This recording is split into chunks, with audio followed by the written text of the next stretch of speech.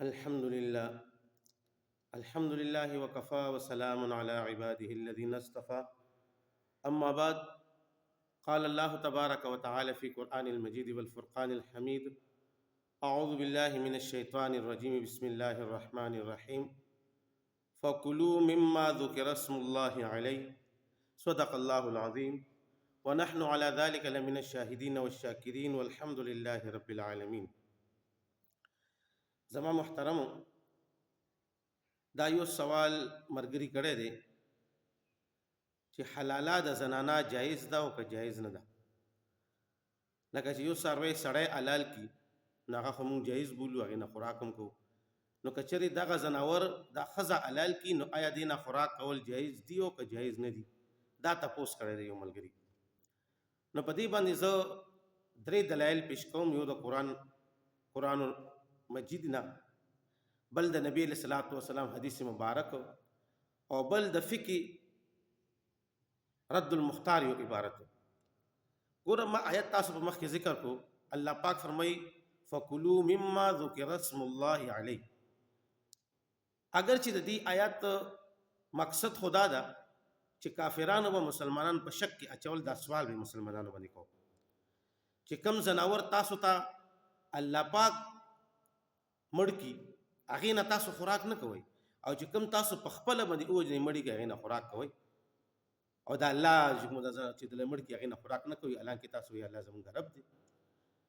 نو دا یو اشکال به کوو په مسلمانانو باندې، او مسلمانان به په شک کې اچول.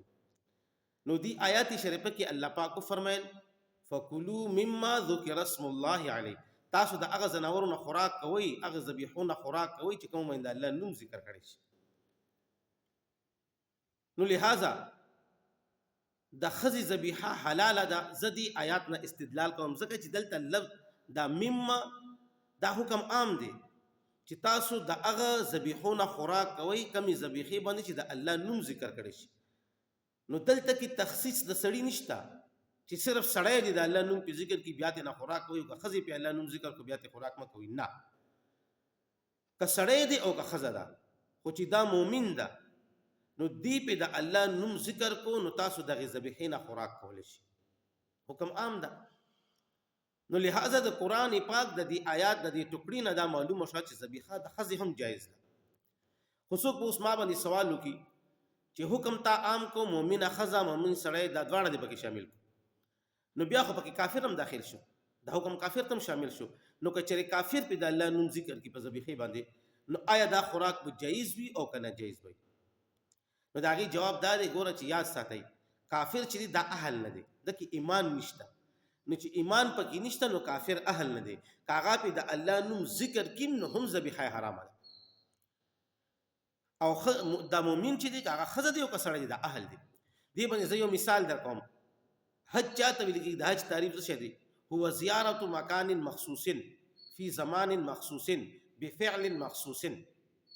هغه د مخصوصو مقاماتو زیارت کول په زمانه مخصوص کې او په فعل مخصوص سره. هغه مخصوص مقامات شي دي مکه مکرمه، مدینه منوره، د نبی رسول الله روضه مبارکه، حرم شریف، مینا، مزدلفه، دغه مقام مخصوصات دي فی زمان مخصوص، په خاص زمانه کې دغه مقاماتو زیارت بکې، خو په خاص زمانه کې. هغه څه شي ده؟ د ذی الحجین 8 تاریخ نه 8 ذی الحجین نه 19 تر 12 ذی الحجې دا زمانی مخصوصی کې بګي. بفعل مخصوص په خاص فعلونو سره بګي، احرام تړل دي، طواف کول دي، سعی، وقوف تا وغیرہ وغیرہ. نو لہذا دې ته حج لیکيږي. کچري اوس یو کافر را پاسي او هغه دغه چې کوم د مخصوص مقاماتو د خاص مقاماتو زیارت مو کی، په خاص زمانی کې مو کی، او په خاص فعل سره مو کی، ته بسوک حج وي چې دا حج دی؟ نه. ولی؟ ځکه چې دا اهلیت نشته، بکې اهل نه دی، کافر دی. نو څنګه چې دلته چې کومه د کې اهلیت نشته دا کافر دی، نو دغه شانتي ذبیحه هم د بالاتفاق هغه حرامه ده او ناجایزه ده. کچري دا په د الله نوم ذکر کی نو هم د ذبیحه هغه حرامه او ناجایزه ده. به هر تقدیر نو دلته دا حکم عام دی. کچري سړی په د الله نوم ذکر کی، ساروی ذبح کی، نو هم حلال ده، او که ښځه په د الله نوم ذکر کی، ساروی ذبح کی، نو هم حلال ده. دویم په دې مسلې باندې زه دلیل پیش کوم د نبی علیه الصلاۃ والسلام یو حدیث مبارکه. حضرت کعب بن مالک رضی الله تعالی عنہ هغه د خپل پلار نه روایت نقل کوي د نبی علیه الصلوۃ والسلام چې ان امراه ذبحت شاتا یو خزوه هغه چې کومه ده یو چیلې ذبح بحجرن په یو تیر کاڼي سره فسأل النبي صلى الله عليه وآله وسلم بيد النبي عليه الصلاة والسلام تپوسو کو عن ذلك د دې په اړه نبی عليه السلام تپوسو کو د دې ذبیحې په اړه امر باکلها نبی عليه الصلاة والسلام دغه حکم کو باندې خورل نو نبی عليه السلام وی چې د خوراکو کې دا جایز نو لہذا دو مسلې معلومي شي د حدیث یو دا چې کچري خزه سروي حلال کی ذبح کی نو د دې ذبیحه حلال ده لکه څنګه چې د سړی حلال دویم کچری تاسو سره چړ نشتا نو یو تیر سیس دی یا شیشه ده یا کانه دی تیر نو ته په هغه باندې یو سیس ذبح کو نو د دې خوراک هم جایز ده حلال ځکه چې په دې حدیث کې نبی علیہ الصلوۃ والسلام ته تپوس شوی دی یو ذبیحه خزي کړی ده د دې په اړه کې تپوس شوی دی دویم ذبیحه چې دغه په تیر کانی باندې شوی ده حلاله په تیر کانی باندې شوی ده نو نبی علیہ السلام امر کړی دی دغه د خوراک چې دی نو خوري کچری دا ناروا او ناجیز وي نبی علیہ السلام بچری امر نه کړی دغه خوراک دریم چې کومه ده پدې باندې دا